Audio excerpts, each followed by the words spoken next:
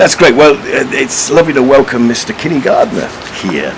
Kinny, you've had an amazing career, really, mate. You've been a performer for a number of years, working both all over the world, the West End, off-Broadway, with Lindsay Kemp. Absolutely brilliant career. And then you set up a small children's company called Krazy Kat. So will you tell me a little bit about Krazy Kat? Oh, thank you. Yeah, well, we set up Krazy Kat Theatre Company to create integrated sign language theatre for children, for their families and friends, because it was to allow me to start creating more work.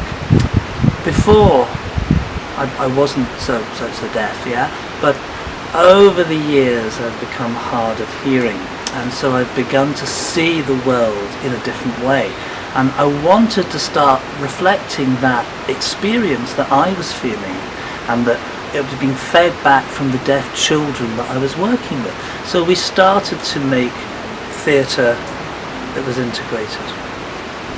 Wonderful. Okay. Talk us a little bit about the shows that you make. So the work is really about a reflection of how children play and how they see the world. So I'm really interested in asking the question, what do you see?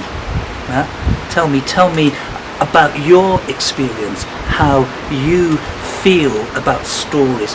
One of the problems about hearing stories is that they're not easily available to the deaf world. So sometimes I've realised that I'm having to explain more stories that hearing people have as a background. Yeah? So, for example, Hansel and Gretel is not a very famous story. I found out. So as I was researching about how the children use the stories in their play and in their fantasies, I began to realise that I wanted to develop a relationship between the children's imagination and my storytelling work. So we started the company and we began to tour all over, yeah, and we went over to different countries, and more we were talking less and less. We use sign when we need to, but really I'm interested in how can we tell the story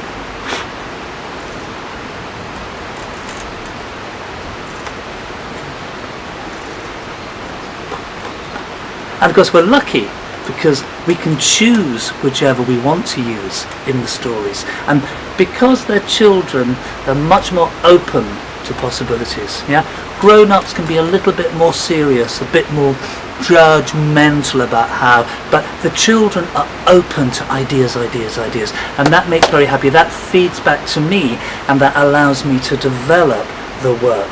But really what's important is it's about the children. That's fantastic. I mean, I was going to ask you about sort of golden rules for making theatre for deaf children. I mean, you've touched on that already, really, but what would be the golden rules for you? When you're starting to think about making a theatre for children, for me, the most important thing is, who is it about? Is it about you as the actor? Nah. Should be about the children. So I research, and I talk to children. I make workshops to play around ideas about the story when I choose a story, yeah? And then I collaborate with different artists, designers, music makers, choreographers, directors. Don't have to be deaf, but should have an awareness of deaf culture. Yeah? But it's important that the children come first, yeah? And that's difficult. Yeah? That means you have to research, and I have been for a very long time, because I've been doing this for 35 years with Krazy Kat. I know I look very young, yeah?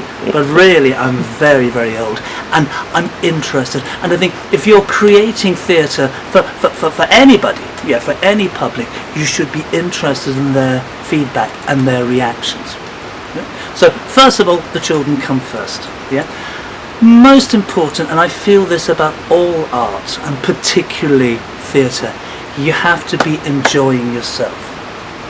That's really important. When you see something, you as the audience, you have to feel, that is why that person is making that theatre. Yeah. So I try, when we're making stuff for children, to play with the audience. Yeah? Good. You work with deaf performers and non-deaf performers in your shows. Any particular advice for deaf performers starting out in the business? Yeah. It's difficult for deaf actors because there's very, very little work that is really accessible for them. Now that is changing, yeah. Slowly, we're managing slowly to change it. So the first thing as a deaf actor, I believe is you have to be very, very clear about where you want to go. Do you want Shakespeare, or do you want TV? Yeah, EastEnders. You can, you're good. Yeah. So I think for deaf actors now there are many, many, many more possibilities than before. Certainly when I started to become hard of hearing, I had to start looking in different places for who was interested in working with me. Yeah? Now in Krazy Kat Theatre Company, we've always had this idea that we should have as many different types of workers as we can. Deaf, hearing, mixed abilities, whatever. Yeah, that's not the important thing. It's whether you can actually present what is needed. Yeah, and that can be difficult. And just because you're deaf doesn't mean that you're good. Yeah? And that's really, really tough. The theatre world is very competitive. Yeah, for hearing people with two legs, is even more difficult for deaf and disabled performers, and that's why we have to be very, very clear about what we're offering as actors, as dancers. Yeah.